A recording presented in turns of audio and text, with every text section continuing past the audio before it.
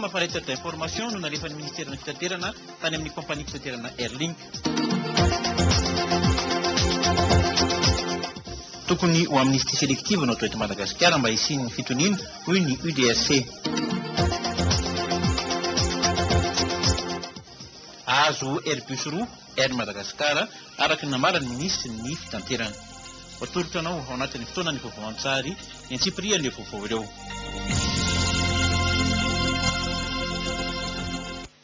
Raha-batoko lafinaritra tokovavy ampifahina-trano no entiko manolotra ny vaovao aminareo amin'izao hariva izao eto amin'ny televisiona malagasy ary dia nasako anareo ihany koa naraka izany hatramin'ny farany. Ohatry ny zava-mitranga tamin'ny asabotsy teo izay mikasika ny saika hatongavan-dramatoa Lalao Ravalomanana eto Tanindrazana dia mitondra ny fanazavana teo anivon'ny ministera ny fitanterana androany. Fantatra tamin'ny fionany tamin'ny gazety teo ihany koa fa nisy ny fionana atao amin'ny Premier ministre Omer Berziky sy ny ministre Benjamin Ramanatsoa ary ny secrétaire général ny ministera ny fitanterana ka niresaka tamin'izany moa no hoentina amintsika ao anatin'ity vaovao ity. Hoarantsika avy hatrany mikasika izay miaraka amin'ny Rostina Muriel sy Zakira Kotomanga. Sinotam fa lettre d'information no nalefan'ny ministera ny fitaterana tany amin'ny kompania mpitaterana Airlink nampahafantatra ny zava-misy sy ny zavatra mety hitranga ahafahan'io kompania io andray andraikitra. Ny fanjakana malagasy amin'ny alalan'ny ministera ny fitaterana koa mitandro ny saranam-piaramanidina iraisam-pirenena mba ho azo hitokiana na sûreté aéroportière. Andraikitray mandrakariva ny mampahafantatra hatrany ny kompania mpitaterana voakasika izany mba handraisany ny fepetra ny fandraika amin'izany. Izany indrindra no nahatonga anay tato amin'ny ministera ny fitaterana nandefa taratasy tany amin'ny kompania Airlink mba nampahafantarana azy ny zava-misy mba tsy hiverena ny toe-javatra mampalahelo toy ny tamin'ny faha 20 ny volana janoary lasa teo. Tsy maintsy izay mampilasa amin'ny ireo kompania ireo amin'ny information tokony mena azy dia anazy no maka ny andraikitra. Io zany tsy misy fanerena mihitsy io na kely azy tsy hoe no tamin'ny mampolaka izany io fa tena fanomezana lettre d'information izy io. Dia lettre d'information io namena azy amena azy ny élément sy ny karazan-drehetra dia anazy maka ny andraikitra amin'izy io. Ezaky ny fanjakana malagasy ny voana haingana amin'ny annexe B ilay sazy fampetona ny Boeing 767 ny Armady koa mila fitandremana isika hoy ny tale général ny fifamoivoizana anabakabaka mba hialan'io sazy io. Itsika zany amin'izao fotoana izao miezaka manao ny hoe draft fanarenana azy atona moa amin'ny français hoe action correctrice zany ho an'ny ACM aviation civile de Madagascar sy ny Air Madagascar zany mba ialana amin'ilay annexe B. Rehefa ohatra zany ka vitasika ireo hoe inavy reo le fanakianana natao ka hoe voaritsika ireo zany dia milasitsika ny amin'ny Union Européenne voneona aminareo zay fa vitanay ara le fepetra miraisina. Dikan'izay zany amin'izao fotoana izao tsika mbola ao anatin'ny sazy any ACM io na Air Madagascar dia tsy maintsy mitandrontsika. Saripady ny seranana ka tsy azo amoriam-bahoaka ho iatrany ireto tompona andraikitry ny ministera ny fitaterana ireto ka tokony arahintsika ny fenitra iraisam-pirenena raha tiana ny hitohizan'ny fifamoivoizana anabakabaka any ivelany. Horesantsika ny mikasika ny fitaterana anabakabaka rehefa avy eo amin'ny orinasa Air Madagascar tamin'ny fionan'ny ministry ny fitaterana tamin'ny solotena maharitra ny fondrana Europeanina eto Madagasikara fa misy filazana maika ity izay voarainay ao anatin'ny vaovao-an-tsary vao zao mikasika ny fanalana tsy ho mpikambana ao anivon'ny membre ny kabinetra ao anivon'ny ministera ny serasera Andriamatoa Jean Paul Randrianeny izay voalaza araky nyity filazana ity fa anisan'ny nanao ary nanaparitaka ny tsao izay mitondra ny fikorontanan-tsaina ho an'ny vahoaka androany alatsinainy 9 febroary ary dia nandray fa vita ny fanapa-kevitra izay nosoniavin'ny ministra ary Laurent Rahadjason mikasika ny fanalana azy tsy ho mpikambana ao anivon'ny kabinetra ny ministera ny serasera izy ary dia isy ihany koa moa ny fitondran'ny vionivon'ny ministera ny raharaha eny anivon'ny fitsarana omenantsika miandarana an-trano moa ny mikasika izay vaovao izay sy ny metotoy sy ny Antsipiriany mikasika indrindra ny tsaozemely teto Antananarivo Androany ary dia manakorotana ny filaminam-bahoaka nataon'Andriamatoa Jean Paul Randrianena izay mpikambana anivon'ny kabinetra ny ministera ny serasera rehefa tsy eo amin'ny toerana intsony amin'izao fotoana izao ity mpikambana amin'ny kabinetra ity satria efa nisorona tamin'ny izany sy mitoy hatrany ny vaovaontsika mifandraiky amin'ny resaka ny asa votsy teo ihany dia nisy ny fanandresaka nataon'ny mpanolontsaina ny filoha teo aloha tetsy amin'ny hôtely Colbert ny asa votsy teo mikasika ny tsy fahatongavan'ny Ramatoa Lalao Rafalimanana mikasika ihany koa ny raharaha 7 febroary hoarantsika miaraka amin'izaka Serge sy Lucien Andriantsony mikasika izay. Namaran'Andriamatoa motomboa mahoeresy Ramatoa Brilinina Tsitsonge mpanolo-tsainy ny filoha teo aloha Andriamatoa Marc Ravalomanana fa ny ilamina ny firenena malagasy ny fivoahana amin'ny krizy no naneken'izy ireo eto Madagasikara anadiady ny zava-nisy indrindra ny raharaha ny 7 febroary izay namafisiny fa tsy hafa misaraka amin'ny raharaha 20 janoary taona 2024 misy ny savorovoro. Nilaza ihany koa ireto mpanolo-tsainy ny filoha teo aloha ireto fa samy tokony hikatsaka hatrany ny tombontsoan'ny malagasy ny mpanao politika ary tokony hanao lahara-pahamehana ny fitiavan-tanindrazana amin'ny alalan'ny fifampitenihina araky ny fahendrena mampiavaka ny malagasy dia ny fihavanana. Namafisin'izy ireo fa ilaina ny fanaovana fifidianana malalaka ahafahan'ny olona maneho ny safidiny tsy adinony ireto mpanolo-tsainy ny filoha teo aloha ireto ny nampahafantatra ny zava-nisy tany Afrika Atsimo ny sabotsy lasa teo. Mikasika ny 7 febroary izay indrindra dia homariana rampitso ny fahatelo taona ny zava-nitranga tamin'ny sabotsy 7 febroary 2024 iny izay nisy ny ainana fosy lalatsaka no nametrahana nandritra ny fitakiana izay nataon'ny vahoaka malagasy betsaka namony eny ao ihany koa nitondra takaitra vokatra izany rehetra izany tsy avelany fitatra-panjakana andalo fotsiny araka izany io taty io fa dia isy ny fanamariana izany hoan'ireo mahery fo ny firenena nisy ny falandresaka izay nataon'ny teonivon'ny gendarmerie-pirenena entina indrindra ijerena ny ampahafantarana ny fandaminana amin'izany andron'ny 7 febroary izany orantsika miaraka amin'ny Rostina Muriel sy Zakira Kotomanga mikasika izay.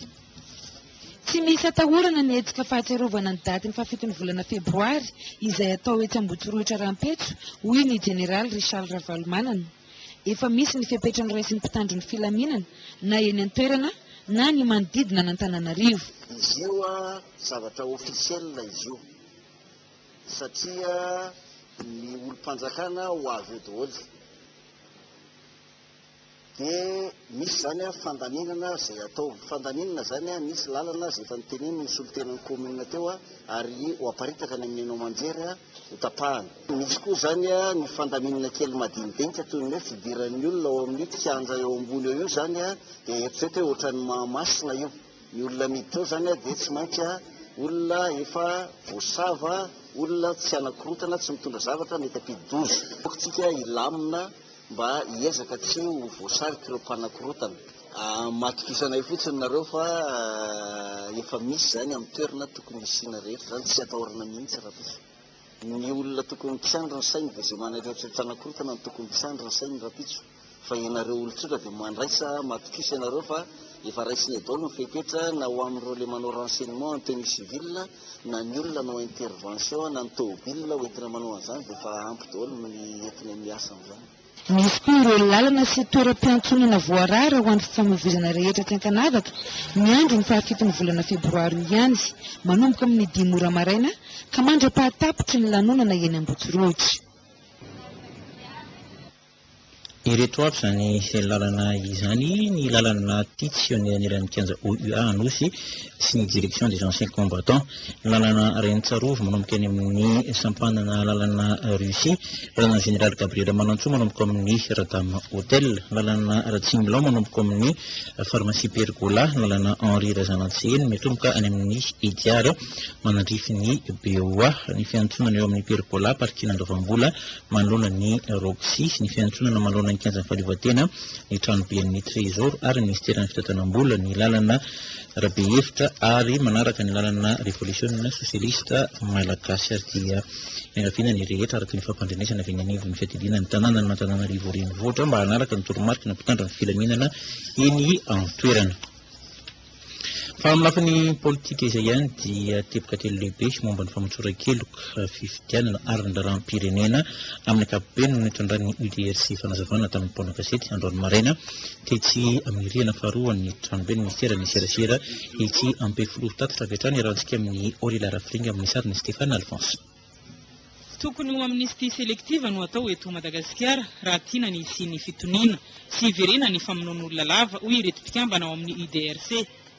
Raha tonga dia fafahantsika madiodio daholo ny zava-drehetra eto amin'ny firenena na olona namono olona zany na ny olona naka ny volan'ny mpanjakana zany dia hiverina reny zay raha tonga atsika nisy tamin'ny 72, nisy tamin'ny 91, nisy tamin'ny 2002 dia mbola hisy koa amin'ity 2012 ty ary mety mbola hisy koa amin'ny 2019 raha isan'ny fotaona le izy fa satria ahoana ny mpitondra zany mahatsapa fa hoe tsika malagasy olony fo ka raha fa tonga ny fotoana dia halahelo dia ho fafana daholo io dia hanao koa izy ka hialany zany impunité zany dia za idera dia nanapaka fa hoe tokony amnistie sélective ro atao eo.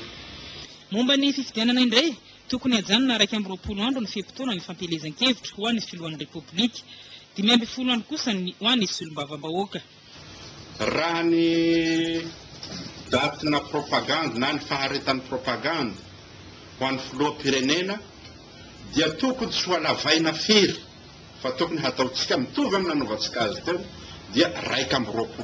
Ny antony dia ty tombo ny probabilité hampisy korotana eto amin'ny firenentsika à mesure mihalava io fotoana fanaovana propaganda io. Tahaka an'izay koa ny fifidianana député na ny solombavam-bahoaka dia tokony ho 15 andro tahaka ny teo ihany satria vitatsika zany. Ny tahaka ny anafanganana ny fifidianana ny UDRC mba hialana amin'izao korontandava izao. Fa etsy andanin'izay mankasitraka ny fanapahan-kevitra no raisin'ny fitondrana ny amin'ny nanakanana ny filoha teo aloha tsy hiverina eto an-tanindrazana ity vondrona politika ity. Tsy maintsy mahatsapa le olona le fahotany nataony. Tsy fotoana roa taona, tsy fotoana 3 taona.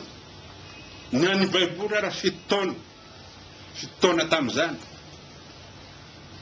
Am'izay angambany raha tena fa tonga saina le olona ary tena mibebaka zay vao possible zany hoe hodiny eto amin'ny firenena zany. Fa raha am'izao dia famokarana karazany fambolena korotana ho antsika malagasy indray io. Ampy izay no natao teto amin'ny firenena, izany no nahatonga antsika hanangana rafitra demokratika ka ny fifidianana ihany no afaka manala ny mpitondra eo amin'ny toerana.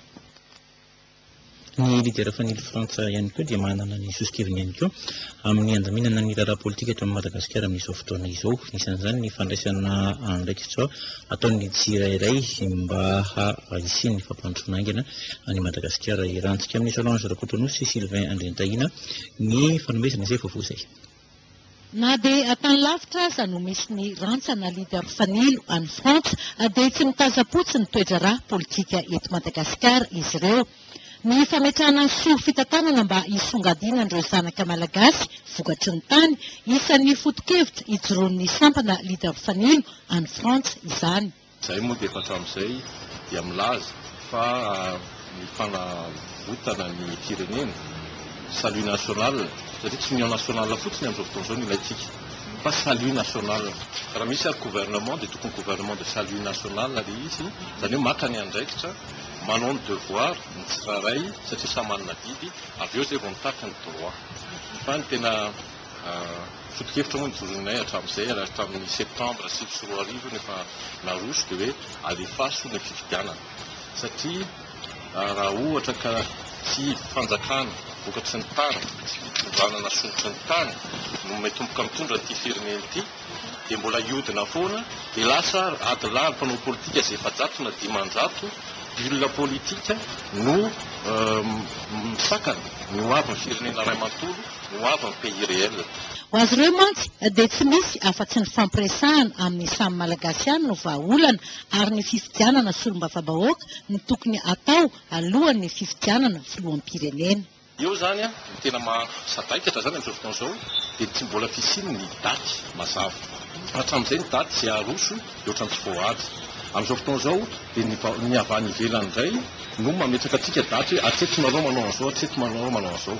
Maninona raha avy hatrany dia apetraka antsika ny daty dia hifanarahana kosa ka izay tsy mahavita manaja ny daty io dia efa tsy izy satria raha vao misy foana ny fijerena ny avy havana na havanana avy tsy lasa io zavatra io. Anisan'ny salut national fanavotam-pirenena izay tsy azo elany ihany koa dia fametrahana CENI maleotena ary ny tena tedavina ihany koa dia mba ataovy fifidianana législative aloha izay vao présidentielle. Raha atao amin'ny législative ilay izy a dia mba averina ny vahoaka ny fitsarana ny mpitondra ary amin'izay fotoana izay koa ny assemblée izay hitsangana eo dia mba assemblée tsy miankina amin'izay filoha fa assemblée voafidy-bahoaka aloha. Tokony samy indraindraikitra sahaza azy ny tsirairay na eo amin'ny lafiny politika na sosialy indrindra ny ara-toekarena mba hialana amin'ny fifangaroan'ny asa mba hampandrosoana any Madagasikara ho ihany Andriamatoa Philippe Rajoelina. Fa ny fampitona tao amin'ny hôtely Diamant ao Antsirabe kosa ny mpikambana rehetra ao anivon'ny antoko TGV Vakinakaratra notarian'ny ramatoa sekretera nasionaly ny antoko TGV Ramatoa Rakotomavo ny faran'ny herinandro teo ary tiany fandinihana ny fiainan'ny antoko amin'ny ankapobeny moa no nataon'izy ireo tamin'izany. Firaritsona no mitatitra ny vaovao. Hevitra ary mazava ny torolalana ho an'ny mpikambana ao anatin'ny antoko TGV. Tsy maintsy ary andraikitra sy asanay nanaiky hitatana izany antoko izany ny manantona sy mametraka amin'ny tokony izy ny TGV rehetra manerana ny faritra, manerana ny faritany ary indrindrindra manerana ny nosy. Ka eto Vakinakaratra no anisany iray indray zany anatanteranay ny fionana izay tonotoana moa dia fampiaravatra tonotoana rehefa ihany koa fanafatra sy fametrapetraka ny andraikitra sy ny asa tokony ataony tsirairay amin'izao fotoam-panomanana fifidianana izay irarian'ny TGV mihitsy fa tena tokony misy ny fifidianana amin'ity taona ity. Ny zavatra rehetra hifanarahana ny rehetra na CFM ho atao aloha na ny loi d'amnistie ho atsofoka aloha rehefa hifanarahana sekina ho atao dia izay no lalana voantsika amin'ny tetezana. Ny manahirana mantsy amin'izao fotoana izao dia ireo niara-nonosony taminay dia tsy zatra mihitsy ny miara-mitantana, efa zatra mitantana irery ary efa zatra ataonany maro nanao rapadamo angamba ndray izay milazako azy dia tsy hainy mihitsy ankehitriny ilay hoe misy anay miaraka aminy eo fa dia mieritreritra foana zao hoe izay lazain'ny vavana sy izay teneniny ny tanterana kanefa izay fa raha mbola miara-mitantana hoy aho isika dia tsy hotoy izay ho atao raha tsy fanarahana. Nofaranana tamin'ny fampiarabana tratry ny taona ity fionana tao Antsirabe ity ho an'ny mpikambana rehetra ao Vakinakaratra. Fanisan'ny ao anatin'ny sehatra sesany antoko TGV ihany koa ny fitsinjovana ara-tsosialy sy fanampiana ny mpiarabelona na ireo sekoly na foibe mivantana ny vahoaka. Isan'izany ohatra ny tao Antsirabe ny foibe fanabeazana ny marina na ny fofama izay notsidian'ny antoko TGV tamin'ny faran'ny herinandro iny ary dia nisy ihany koa ny fitsidihana ireo tompona ndraiky tamin'ny nivon'ny antoko sy ny parlementaire sasantsasany tany an-toerana ihany koa. Mbola rantsika ny firaritsona ihany izay vaovao izay. Tamin'ny taona 57 no niorenan'ny fofama eto Antsirabe. Mpianatra mahatratra 270 no beazina eto ka klasmandry ny 200 avy amin'ny lavavalon'ny nosy. Misedra fahasahiranana ny foibe fa tsy maharaka ny fanampiany ray aman-dreny sy ny fanampiana avy any ivelany. Nanolotra fandriana superposé 10 sy varo 500 kilao ny antoko TGV entina anamavanana izany vezatra izany. Fanampiana ny toerana ohatrin'izay dia hitanay fa tena zava-dehibe tokoa satria ahafahana manampy vatana ny ray aman-dreny ny roa ankizy ireo dia izay no nanaovanay ireny fanampiana tsotsotra ireny amin'izao fotoana sy azo lazaina hoe sarotsarotra eto amin'ny firenena izao. ny tena tanjona nefa tsy dia ny fanampiana loatra raha ny atoko politika no resahana fa ny fanampiana ireo ray aman-dreny ny ankizy izay sahirana na zany ny ho an'ny zaza sembana firenena na ny ho an'ny zaza malagasy rehetra dia hita loatra ny fiantraika ny fahasahiranana zao dia tsy hay ny dia fotsiny fa ny tena tanjona moa raha ny tanjona lavitra ezaka dia hoe mba ahafahany tsirairay miaditsy ny andraikitra omenaky ny aina sy ny zanany ny naterany. Nahazo tafo folo ihany koa avy amin'ny antoko TGV ny fokotany Ambodravaka eto Antsirabe entina anamboarana ny tafon'ny vorapokotany izay mitete rehefa avy ny orana. Tany amin'ny faritry Menabe ny tany miandro fasy maromana kokoa dia nisy ihany koa ny kongresy ny antoko TGV ny tanterana tany Antoerana ary ny votra tamin'izany ny filana ny anambarana ny hery avy amin'ny vahoaka sy ny mpitondra entana mpandrosoana ny faritra ary dia lahara-pahamena amin'izany dia niresona aingana amin'ny fifidianana ialana amin'ny tetezamita. Ao rahantsika avy hatrany ny tatitra ny entiny vola farasoa eo amin'ny sady ny Tsitaly Jean Paul. Fifanomezan-tanana sy famahana ifotony ny olan'ny mponina eto amin'ny distrikan'ny Androvazo faritra Menabe no tena imatson'ny mpikambana ao amin'ny kongresin'ny tetezamita TGV avy eto an-toerana Antrinaina Mamy Armand. Ireo no nasongadiny nandritry ny fihaonana voalohany sy fampahafantarana azy tamin'ny vahoakan'ny Androvazo.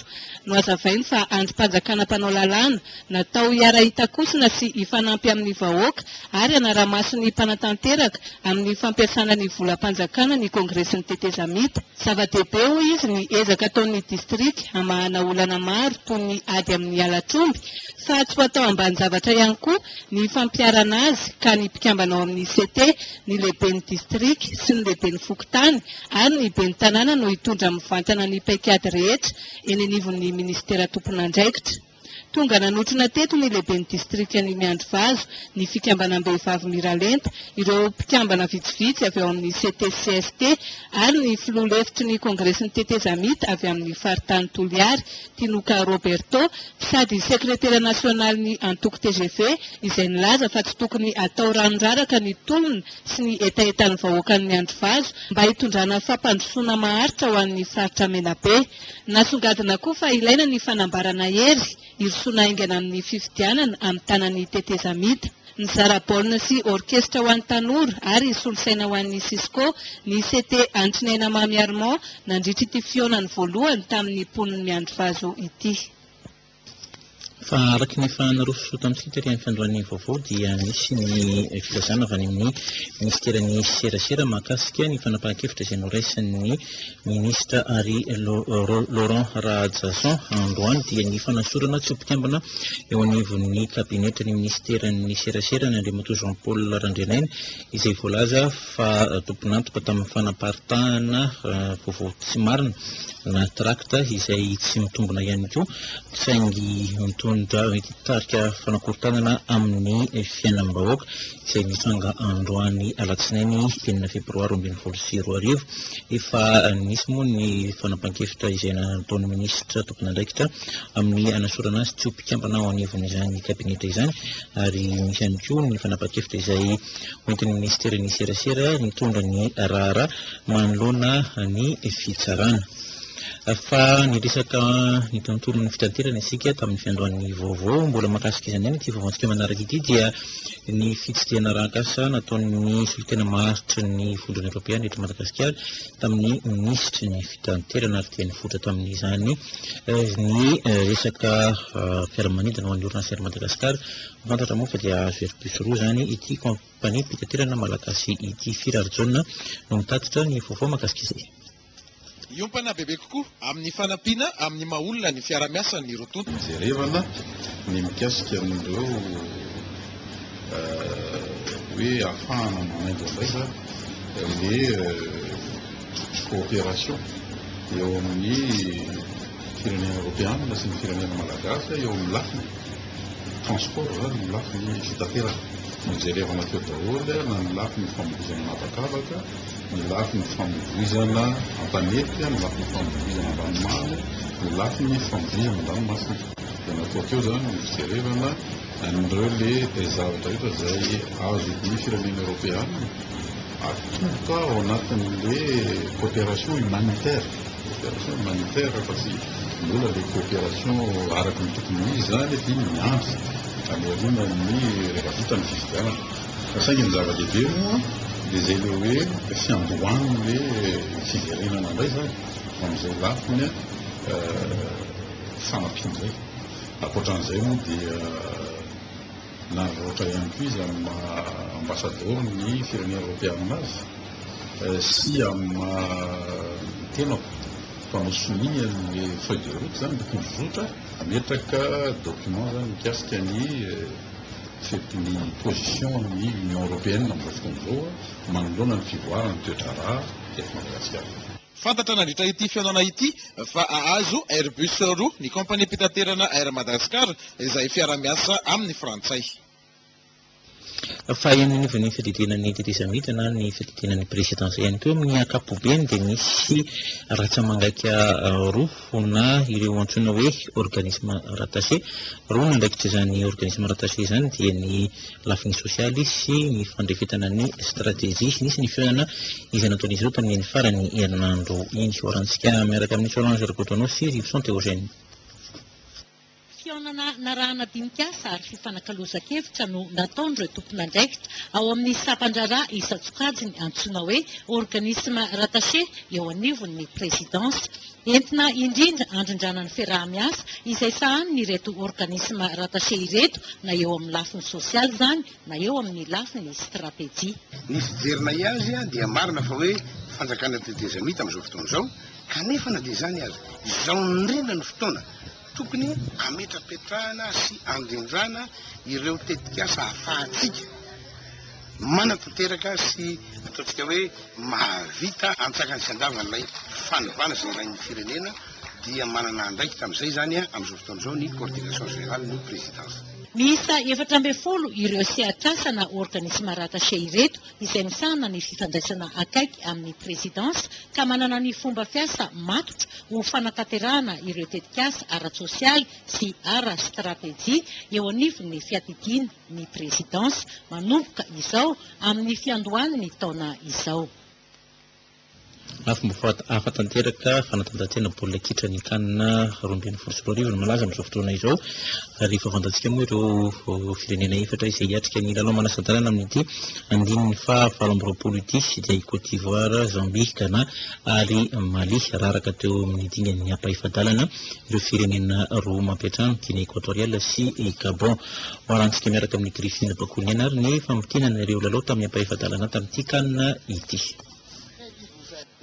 Ce match, d'un côté, la Côte d'Ivoire, je vous le disais, c'est probablement à l'heure actuelle mijery baolina sisa ireo ekipa mpampiatrano ny kanina izay na minavinina ny tsy hamoaka ny amboara tao amin'ny tanin'izy ireo nintsana avokoa na i Guinée équatoriale na i Gabon teo amin'ny ampahifadalana tsy nisy navaka etody ireo mpifanandrina tamin'ny Côte d'Ivoire sy Zambie raha ny andro voalohany teo amin'ny ampahifadalana izay no fitinina isa mazava fiteny ohatra avokoa no nandraraka ny Soudan sy Guinée équatoriale nitovy ihany koa ny baolina maty teo amin'ny fidirana voalohany samy isa iray ary baolina roa tamin'ny fizaram-potoana faharoa mbola samy nahazo penalty ihany koa i Elefanta sy Tsipolopolo ny Zambie saingy tsy maty ny Drogba ny any Elefanta tany amin'ny minitra fa 20 saingy nonerany ity kapiteny ny Elefanta ity ihany koa ny occasion tany amin'ny 4 sy 7 minitra izay mbola nampiny Yaya Touré tany amin'ny faraiky amin'ny 20 minitra. Pas lui qui frappe. Oh, c'est énorme! Raisonzo sy Chris Katongo ary Tsamanga kosa no nafatiny baolina telo ho an'ny Tsipolopolo ny Zambie. C'est un Zambien qui récupère le ballon avec Chamanga. Chamanga qui frappe! Raha tany amin'ny panterany Gabon no any fanantenany ireo mpampiatrano dia mbola nangaina ihany koa ireo mpijery tonga marobe tao Libreville. Tsy afananoatra i Gabon na dia nitarika tamin'ny isa iray nohatra azy. Tsy nilavilefina ireo voromahery ny Mali izay navota ny Diabaté tany amin'ny minitra faramparany lalao. Sala iray sy iray ny vokatra nanery ny rotonta hiditra tamin'ny fanalavam-potoana. Raha tany amin'ny panterany Gabon ho an'ny fanantenana ireo mpampiatrano dia mbola nangaina ihany koa ireo mpijery tonga marobe tao Libreville. tsy afananoatra i Gabon na dia nitarika tamin'ny isa iray tsy misy azy sy ny lavolefina ireo voromahery ny Mali izay navotany Diabaté tany amin'ny minitra faramparany lalao. Sahala iraisyray ny vokatra nanery ny rotonta hiditra tamin'ny fanalavam-potoana saingy samy tsy nisy nafaty-baolina ka tany amin'ny tsirobi no tsy soromamba ny sarana. Io Aubameyang izay voasokajy ho isan'ireo mpamono baolina be indrindra amin'izao kanina izao no tsy nafaty tamin'ireo mpapetrano 10-4 ny voany Mali. Mafimafy ihany koa ary efa nampoizina ny endry taloha tao Franceville ny fampikatroa ny Black Star ny Ghana sy Aigle de Carthage ny Tunisie namarana ny ampa ifadalana. Fanina tanteraka ireo Ghanéanina vao tafavoaka tamin'ireo Tunisianina efa tany amin'ny fanalavam-potoana tamin'ny alalan'ny André Ayew. Fa raha iverenina kosa ny baolina maty i John Mensah kapiten'ny Ghanéanina no nanokatra ny izy vao 10 minitra monja nanomboana. Baolina nenge tamin'ny corner no salain'ny Saber Khalifa ny isa tany amin'ny faharoa 20 minitra. Samy tsy nisy nitoko ny fizaram-potoana faharoa izay nirosona tany amin'ny fanalavam-potoana ny voany Ghana. Amin'ny alarobia izao ny manasadalana ao Bata i Jambi ifampitana amin'ny Ghana amin'ny 7 arivo amin'ny 10 alina kosa i Côte d'Ivoire ikatroka amin'ny Mali ao Libreville. Dia mahatoloty izay no anaran'ilay mpiandry tsatokazon'ny zareo Tunisiana iny ary hitantsika ny baolina izay nataony teo maty aloha ity izay no nataony mpamono baolina ihany koa avy any Ghana ary dia ny vonoana iny rono iray amin'ny alarobia izany ny fotoanantsika indray eto amin'ny televiziona malagasy anaraka mivantana ny lalao manasadalana amin'ity kanina ity lafy ny toe-karena i Madagasikara indray no mitantana ny fikambanam-be ny antenimiran'ny faritra aty amin'ny ranomasimbe Indiana na ny UCCOI izay natao tamin'ny zoma teo moa ny fifidianana taty amin'ny nosy Maurice ary dia Madagasikara no safidianan'ireo nosy rahavavy hitarika izany fikambanam-be ny antenimiran'ny faritra izany herintaona aloha feim-potoana hitarihan'ny Madagasikara izany toerana izany orantsika ny tatitra eo amin'ny tahiry tsara ny televiziona malagasy. Taorian'ny efataona ny tantanan'ny Maurice ity fikambanam-be ny antenimiran'ny faritra aty amin'ny ranomasimbe Indiana ity dia Madagasikara sy Comore no nifaninana andray izany. Mazava nefa ny fametrahana fitokisana any Madagasikara avy amin'ireo nosy rahavavy aty amin'ny ranomasimbe Indiana. Avy hatrany dia noraisiny teo anivon'ny voameran'ny komision'ny ranomasimbe Indiana moa ny birao vaovao tarihan'ny filohan'ny federasion'ny antenimiran'ny faritra to Madagasikara.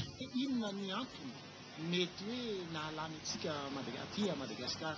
Tsotra ilay izy satria anisan'ny zavatra tiako averina fa ny forum économique izay des îles de l'océan Indien nataontsika tany Fort-Dauphin tamin'ny oktobra lasa teo anisany nampikaiky volana ny ireo firenena mpikambana aty amin'ny ranomasimbe Indiana fa nandritra n'izay nisian'ny forum na tany Seychelles na tany Maurice na tany La Réunion na tany Comore mbola tsisy forum ohatran'ireny. Izay zavatra izay no ataoko hoe ampogoavana anisan'ny naharesy lahatra an'zareo hoe na dia misy ara ny contexte ara-politika eto amintsika dia tena mihita fa mametraka fitokisana amin'ilay opérateur économique aty a Madagasikara ireo mpandraharaha any amin'ny firenena na aty amin'ny ranomasimbe Indiana. Sokoetona fa hoe tombony atsika eto Madagasikara satria tsika zany zao no hijery hoe ahoana ny fomba ifandraisantsika ara-barotra amin'ireo mpandraharaha aty amin'ny ranomasimbe Indiana indrindra eo anatrehany chambre de commerce ireo. Dikan'izay atotsika mena andraikitra ohatran'ireny dia efa mipetraka ny fitokisana ara-toe-karena ho an'ny mpandraharaha aty amin'ny ranomasimbe Indiana indrindra itsika eto Madagasikara. Ankoatran'ny fitatana Madagasikara ity fiombonam-be ny antenimiran'ny faritra aty amin'ny faritra ranomasimbe Indiana ity dia mbola filoha lefitry ny CPCCAF ihany koa ary filoha medidiny Afrika atsinanana i Madagasikara. Raha fidinina dia vokatry ny asa nataon'ny federasion'ny antenimiran'ny faritra eto Madagasikara avokoa no natongavana tamin'izao toerana izao. Amin'ny volana aogositra moa dia mbola hisy ihany koa ny fiombonam-be izay ataon'ny antenimiran'ny faritra aty amin'ny ranomasimbe Indiana atao tsy amin'ny nosy La Réunion ary dia isan'ny asa lehibe miandry ity birao vaovao sy ny filoha vaovao ny fikambanam-be ny antenimiran'ny faritra aty amin'ny ranomasimbe Indiana ity izany. Fa eo amin'ny resaka toe-karena ny fanjifana ihany dia nisy ny fidinana an-toerana nijerena ireo entana izay mety ho lany daty na tsy teny ny antsena teny tamin'ny herinandro iny ka niara-nisy laha tamin'izany ny ministeran'ny varotra sy ny CNDC na ny vondrom-pikambanana miaro ny zon'ny mpanjifa eto amintsika vaovao oentin'ny sujeteur Andria Miarso sy ny aina rakotany Menjanary. Ny CNDC na Confédération nationale pour la défense des consommateurs dia vondrom-pikambanana miaro ny zon'mpanjifa miasa manerana ny nosy ny forona tamin'ny taona 2017. Tanjon'ity fikambanana ity mampahafantatra ny olona ny fisiany amin'ny fanaraha-maso akaiky ireo entana amidy eny an-tsena ka mandray andraikitra sy fepetra amin'ireo lany andro nefa mbola amidy ihany. Ny fikambanana miaro ny zon'mpanjifa indrindrandrindra fa ny ato anatin'ny confédération dia fanatambarana ny hery ny fikambanana rehetrarehetra izay natsapa fa ilaina tokoa ny fiarovana ny fiainany mpanjifa mpiarabelona rehetrarehetra. Ka io fomba fiarovana ny fiainan'ny mpiarabelona dia manomboka amin'ny fahefa-mividy. Ny anana ny fahefa-mividy tsaratsara kokoa ary ny arovana azy amin'izay mety tombotsoany sy izay zoa tokony ho ananany. Miara-miasa amin'ny ministeran'ny varotra ihany koa ny CNDC amin'ny fanatokisana ny asany. Nisy ary ny fidinana ny toerana izay nataon'izy ireo hijery fotony ireo entana amidy teny amin'ny manodidina. Tsara ho fantatra nefa fa teny amin'ireny mpivarotra majinika ireny ihany no iasan'ny CNDC fa mitety ireny grande surface ireny ihany koa izy mba hiarovana hatrany ny mpanjifa amin'ny mety ho fiantraikan'ny fihinanana hanina lany andro amin'ny fahasalamana. Tsy mijanona amin'izay sehatra mivarotra izay ihany anefa ity vondrom-pikambanana ity fa manampy ihany koa ny mpanjifa amin'ny sara-pitaterana, ny fanentanana amin'ny fahadiovana sy ny sisa. Tsy mijanona amin'izay resaka sakafo izay ihany anefa ny asa ho ataon'ny fikambanana miaro ny zon'mpanjifa fa na io rivotra iainantsika io aza dia tsy fahitsika satria maloto ny rivotra ka hitaizana ny olona mba tsy hanary fako eny rehetrarehetra eny ary manampy koa sy mandraitra ny mpitondra fanjakana mba niroaka an'ireny fako ireny satria tsy fahin'ny olona koa ny rivotra amin'ireny. Tsy mandray fepetra avy hatrany amin'ny fandraofana ireo entana lany andro tratrany an-tsena ny CNDC fa miara-miasa amin'ny mpitandro filaminana ka mampandrehereto farany aorian'ny fampitandremana voalohany an'ilay mpivarotra. Mitoy ny hetsika ka amin'ity herinandro ity dia teto ireo kaomena sy faritra atao an-drenivohitra ny vondrom-pikambanana ity. Ny hazo ihany koa dia isy ny fanaraha-maso amin'ny fampiasan'ireo hazo ireo. Fantatsika moa ny fepetrany raisany fitondram-panjakana amin'ny famerana ny fampiasana sy ny fanondranana hazo sarobidy amin'izao fotoana izao ka dia isy ny fanaraha-maso sy ny fitsirena atao any amin'ireny orinasa mpampiasa na mpanodina hazo ireny. Ny Cyprien izay ohatra ny Narisorandriamasonoro eo amin'ny sariny Rodrigue Safimaly. Tsy afa-misaraka amin'ny fiainan'ny malagasy ny hazo, ilana azy daholo ny tao-trano, ny fandrahoana sy ny confort. Hanatsarana ny tontolon'ny fivarotana sy ny fanodinana hazo, miara-miasa amin'ny ministeran'ny tontolo iainana sy ny ala ny fondation Tanimeva amin'ny fanatanterahana tetikasa diazon'ireo mpandraraha eo anivon'ity sehatra ity. Varikazo manerana ny faritra Analamanga fa izy fanadihadiana atao mba hanatsarana ny asa momba ny hazo atao manomboka ny 2 febroary ka hatramin'ny 17 febroary ny andehany voalohany ary ny 17 febroary ka hatramin'ny 2 marsa 2021 ny andehany faharoa. Ireo olona nadiady momba ny asa hazo ireo dia hitondra badge misy ny sariny ary mitondra karapanondro izy ireny mba hialana amin'ny fisandohany. Ny votoatiny izany dia fanadihadiana eny fotony izany ny toerana sy ny olona mpamatsy hazo eto amin'ny fivarata-kazo manerana ny faritra Antananarivo. Rantsan'ireo anivony FAO ny ACP FLEGT mamatsy ny hoentomanana amin'ny tetikasa.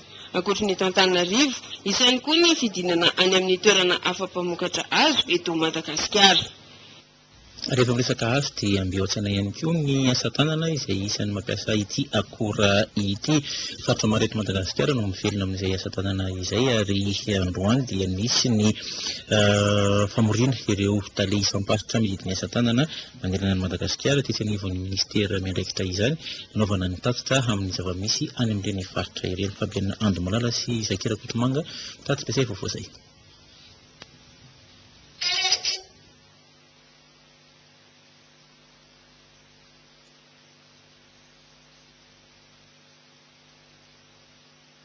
Pana tamin'ny fanaratsika ny vaovao-antsary nambara teo fa dia nisy ny famorinana ireo tompon'andraikitra isamparitra amin'ny anivon'ny ministera ny asan-tanana mahentana indrindra ahafantarana ny toe-javatra sy ny zava-misy mahakasika ity sehatra asa iray ity any amin'ny faritra any sy rehefa vonona dia hoarantsika ny fanadihadian'ny fampianina Andomalala sy Sakira Kotomanga.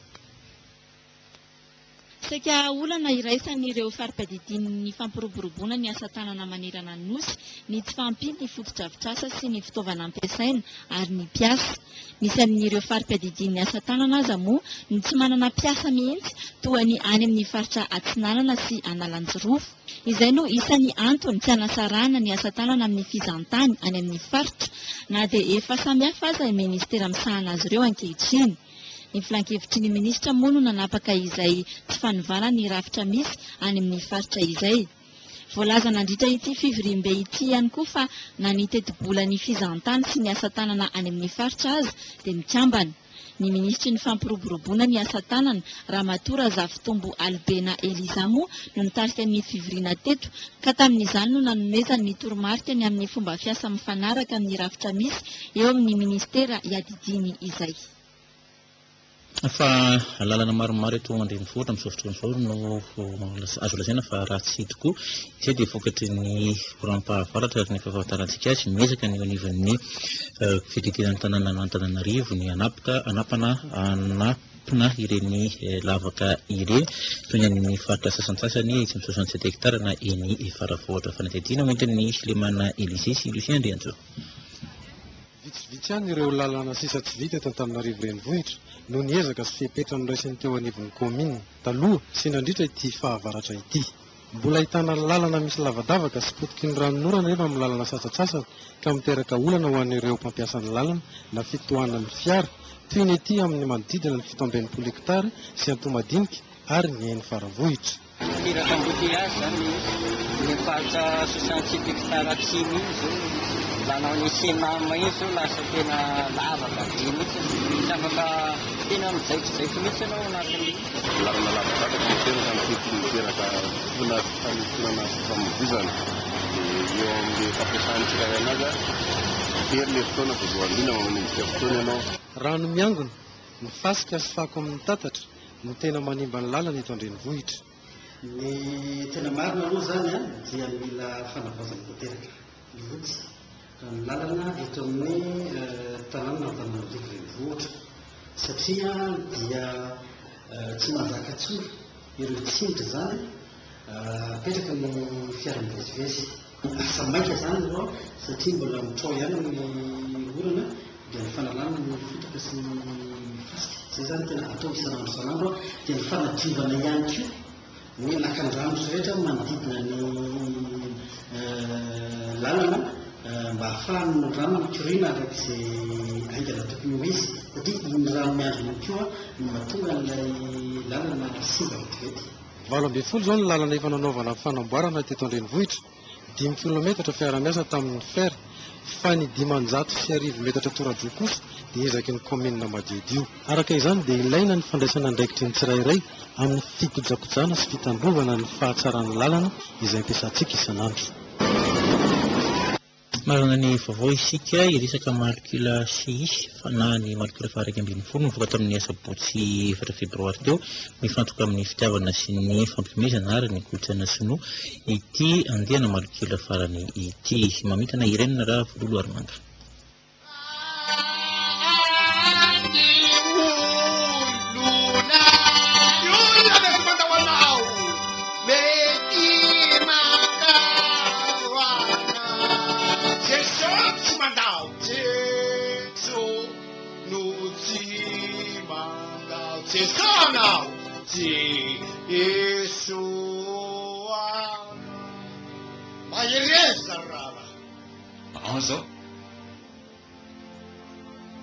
Avy any la Frantsa sy Komoro dia tany Chine indray ny ekipan'ny Scoop Digital nanodina ny horonan-tsary Malikila CI andiany faha 20. Araka izany dia hivalapatra bebe kokoa amin'ny kolotsaina sinoa ity tantara ity. fitiavana mifamaofao sy fiainana andavanandro miaro fampiomezana no votoatiny Malkila Chi. Antony indrindra nanararaotany mpikarakara ny volana febroary amoana ity tantara ity ho fanomezana ho an'ny mpifankatia ao anatin'ny Saint-Valentin. Fambiazana ny fiaramiasa rehetra tamin'ireo mpanohana sy mpiarakara nandritra ny fanatanterahana ny horonan-tsary.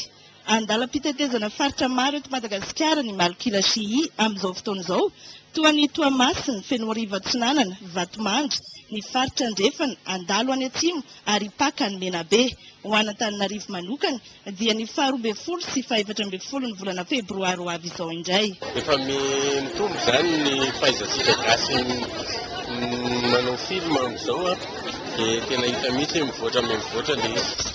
Lata ty ondra zavokely vatao zanga manana vaty. Ianao mety mpanodinkodina aloha amin'ny vady. Pasterany iny moramora kely ty vava. Karakorakany mbesako anao fa iato zay hoentinao a. Ay! Sy ihany koa namarana ny vavasika tamin'ity alina ity aloha ny sarana tanteraka dia ampatsahivana ihany ny filazana avy amin'ny ministeran'ny serasera mikasika ny fanesorana tsy ho mpikambana intsony amin'ny Andriamatoa Jean-Paul Randrianena izay mpikambana ao anivon'ny kabinetra tao anivon'ny kabinetra ny ministeran'ny serasera ary voatondro ho tomponantoka tamin'ny fanaparitahana vaovao tsy marina sy tsy mitombona mety hiteraka savozovoron-tsaina eo anivon'ny mponina mitranga androany 9 febroary 2024 ary tena nanapa-kevitra avy hatrany i ministra Ratsason Harry Laurent ny nanao soni ny taratasy izay manala azy tsy ho mpikambana anivon'izany kabinetra izany ary ny ministeran'ny serasera ihany koa dia hitondra ny raharaha eo anivon'ny fitsarana hisorana avokoa ianao rehetra tany tokatrano tany nanaraka ny vaovao hatramin'ny farany atolorana fisorana ihany koa ireo mpiara-miasa rehetra izay nanampy tamin'ny fanatontosana sy ny fandrafetana ity vaovao an-tsara ity mametraka marapeona mamarapitrana eto plasy tokofavy.